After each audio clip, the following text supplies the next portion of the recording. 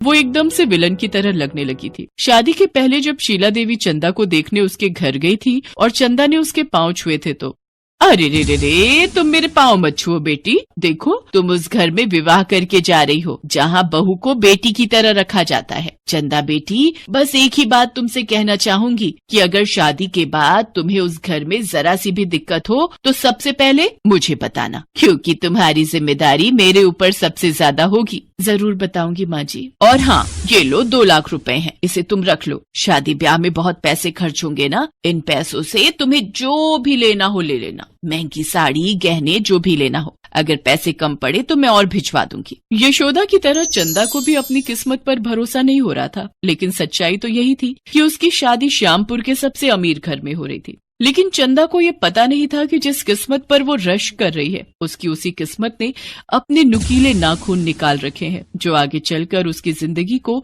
नोच नोच कर उसके शरीर से लेकर आत्मा तक को दर्द देने वाले हैं। शादी के 1 सप्ताह बाद की बात है। मोहन शहर गया हुआ था और उस दिन शीला देवी ने चंदा को ऐसी बात कही जिसे सुनकर उसकी रूह कांप गई।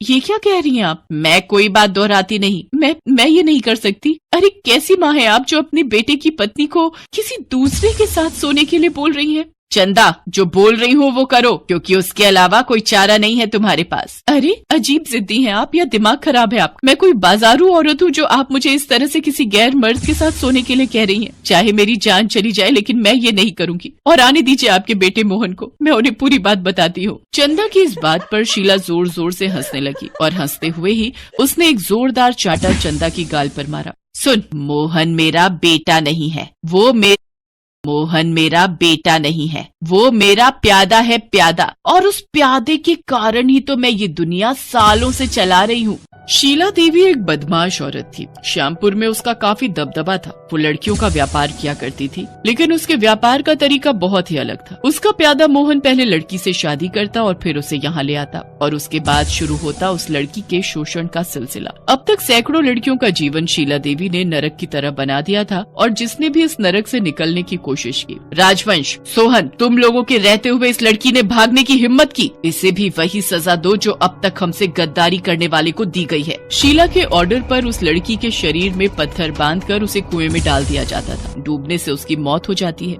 शीला ने इस तरीके से कई लड़कियों को अपने गुंडों की मदद से ठिकाने लगाया था। चंदा उनके लिए नया शिकार थी। उसका भी शोषण शुरू हो गया। पत्नी के रूप में यहाँ आई चंदा पांचाली बन गई थी। वो हर दिन घुट रही थी, हर दिन मर रही थी, लेकिन शांति से सब सह रही थी। लेकिन एक दिन उसकी भी बर्दाश्त की सीमा टूट गई और वो वहाँ से भाग निकली। और इसका पता तब लगा जब एक ग्राहक चंदा के कमरे में गया। अरे शीला देवी, तुमने पैसे तो पूरे ले लिए, लेकिन वो चंदा कहाँ है? चंदा अपने कमरे में है। और कहाँ है? वो अपने कमरे में नहीं है। ये सुनकर चंदा देवी के कान खड़े हो गए। वो भागकर चंदा के कमरे में गई तो वो नदारत थी। अरे मुफ्त खोरो, कहाँ मर गए तुम सब के सब? वो चंदा भाग गई। चंदा भाग गई? लेकिन कैसे?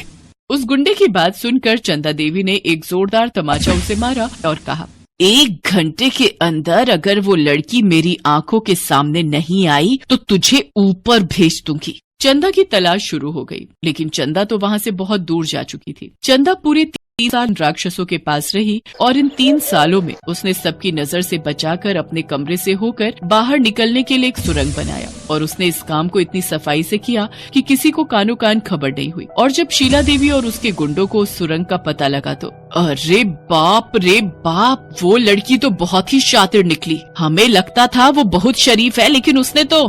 शीला देवी बहुत टेंशन